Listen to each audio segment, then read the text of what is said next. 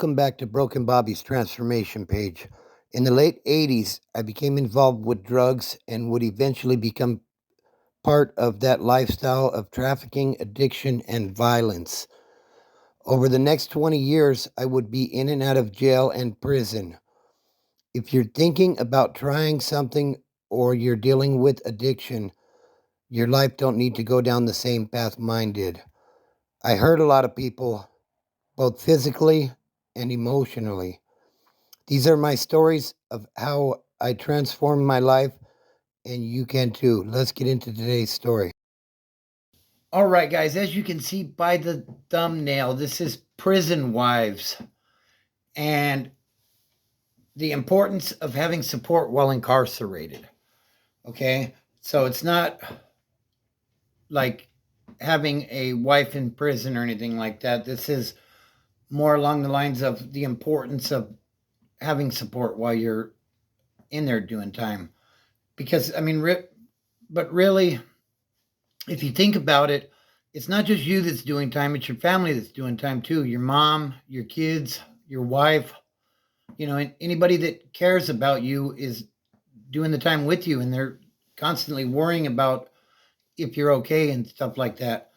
If you are new to the channel, subscribe, smash that like button, drop a comment, share the video. It's really helping us to grow.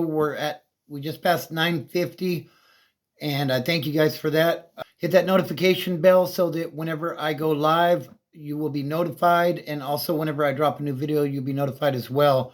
I just did a live a little while ago, and it was good. It was live in there. So shout out to everybody that participated in that one. And also click that join button and check out the memberships that are available. There will be exclusive content and early viewing of new videos for members on certain content. So also check out my playlist. I have over 180 videos at this point, and I'm sure you will find something in there that will interest you. I have stories from the streets, stories from LA, Riverside, and San Bernardino County jails. I got Orange County stories. I got Hemet stories, San Bernardino stories. I got a ton of stories, prison stories. So check that out as well. So Prison Wives, basically what I'm talking about is not just wives, it's support. The thing is, when you are doing time, I can't stress enough, what a wonderful thing it is when they do mail call to hear your name get called, to get a letter from a loved one. And, like it really will make your day sometimes, being able to get a phone call, calling out to your loved ones and then accepting the call. I don't know exactly how they're doing it now, but, back then you'd call collect and, you didn't want to do it too much because those calls were really expensive. But just the fact that, you could reach out. For me, it'd be my wife and talking to my girls. My son was too small at the time to be able to talk on the phone. But, the thing is, you are in a different world when you are in prison or even in the county jail. It is so much different. The rules are different. It's not like being free if you've never been there. And, being able to make a phone call and just hearing about what's going on the streets, like the stuff that we took for granted in our addictions or, gang banging, whatever it may have been, a lot of times you don't, you miss events and stuff because you're too busy doing what you're doing.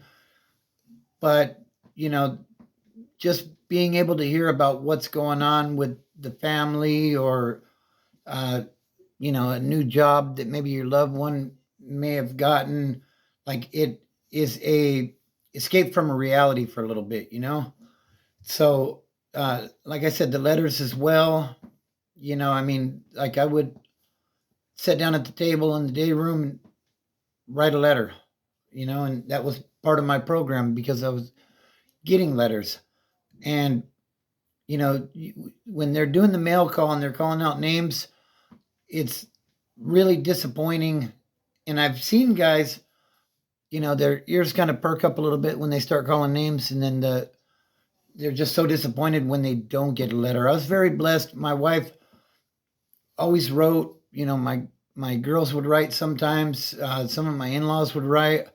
So that was really great.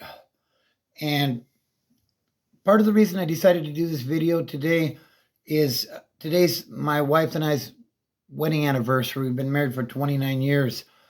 And this, I was kind of inspired by that to write this, because she was definitely my ride or die when I was incarcerated. And I'll tell you a story. I was in LA County Jail. I was in Wayside Supermax. I think it was 723.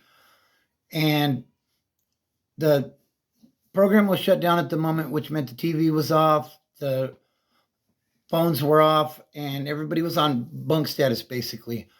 And I think it was like chow time, or it was about to be chow time or something. So, we're all waiting, and a deputy comes to the bars in Wayside. I'll put an image up to give you an idea of what Wayside looks like. But at the front of the tank, you have the phones on the side, you have like the stainless steel picnic tables, and then there's like these big long bars. They're like a kind of like a I'm trying to think of what color that is. It's like a almost a reddish color of the bars. I'll put an image up though so you guys can see what I'm talking about.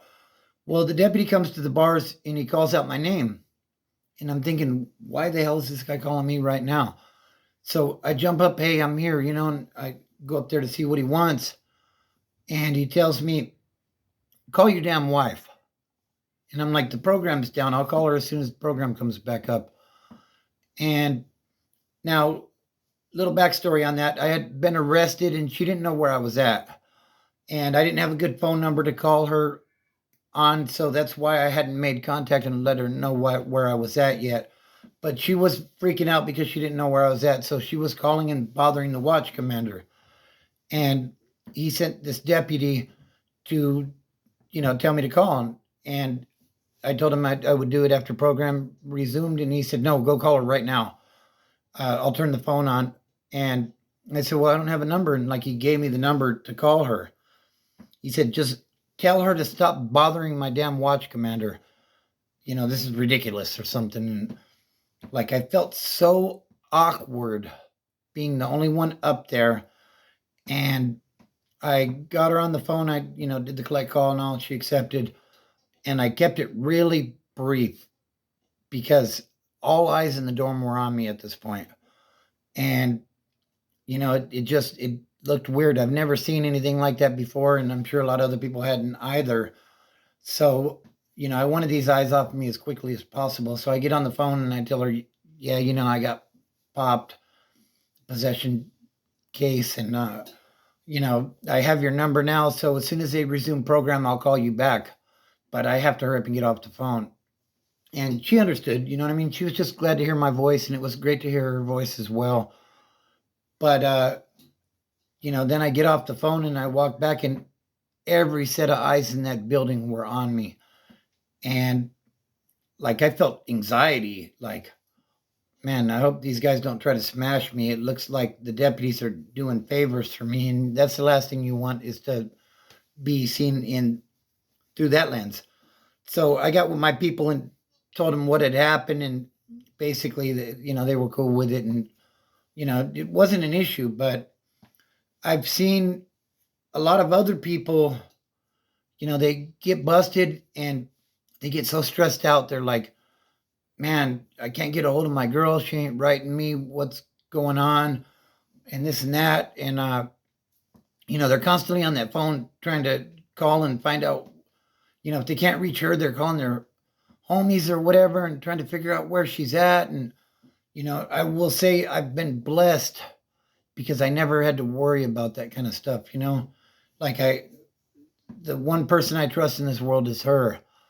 So shout out to her for sure, but, I've seen guys like they become an emotional wreck over what's going on with their girl out there. And like, I've actually seen people cop attitudes because they can't figure it out and they're stressing and that's all they're talking about. And, you know, the homeboys will actually tell them, hey, man, like, you need to chill on that stuff. Like, you're doing too much, you know? And I actually seen a guy get DP'd in Riverside County over that very issue because he was copying an attitude because, you know, he couldn't get a hold of his girl. And obviously he didn't trust her. So, uh, like, it kept going and going, and he was warned about it several times, and it kept going, and finally they got on him and smashed him. You know what I mean? But you know, the thing is though, like with the whole prison wives, the support system, right? Like my wife was sending me; she would religiously send me $100 a month, and we were coming into the holidays. I want to say it was 2005. I was in prison, and I wrote her and told her to stop sending money. Because the thing is, I'm a hustler. Like, I'm going to find a way to get my hustle on and make some money, whether I'm in county jail, prison, on the streets, whatever. You know, I mean, my hustles are legit now, but back then I was going to make a dollar out of 15 cents one way or another, you know, to quote the great Tupac.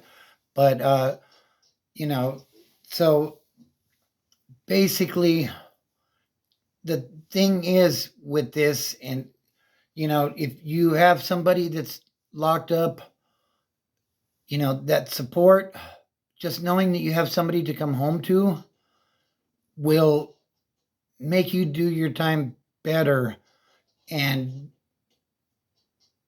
assist you in making better decisions of not keeping your hand up when somebody needs to be smashed or something, and helping you to get out on time. So if you have somebody that's in prison or jail, you know, show them that support. If you can't send them money, write a letter once in a while. You know, I mean, like I said, those phone calls are expensive, so you can't be on the phone all the time, or at least most of us can't. But you know, writing a letter, like, it don't cost much to get a stamp and an envelope and some paper. Uh, you know, it means the world to guys in there. So uh, that is my story on Prison Wives. We are closing in on 1,000 subs on this channel, and that's all due to you guys. I thank you very much. I will. I have a story that I'm going to tell when we reach 1,000 subs, and this is my story of when there was a individual who liked minors. We'll just say I have to watch what I say with the YouTube because they don't like certain sayings, but I put in some work on this individual and I ended up in AdSeg over it. And I'm plan to tell that story when we reach the 1,000 mark. So if you are new to the channel, subscribe, smash that like button. If you like the story, if you didn't like the story, smash the thumbs down. Either way, it helps the channel to grow, and I appreciate everyone's support. That's the best way to support the channel. Also, drop a comment and tell me what you think, and share the video. It keeps it moving in the algorithm, and that is helping us to grow as well. So I hope everybody is doing well. Like I always say, it's just about making good decisions and compounding those good decisions in order to not end up in situations like this. Uh, play the tape all the way through. If you are thinking about doing something that may be against the law, or, you know, maybe using or something like that, play the tape all the way through. Ask yourself, where could this lead me? Could I end up in handcuffs? Could I end up unalive?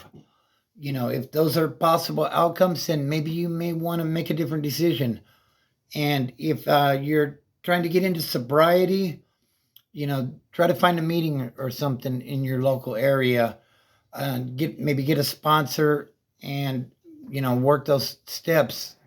It really helped me when I was just getting started. So, like I said, I hope everybody's having a great day, and don't look at the mountain, just start climbing.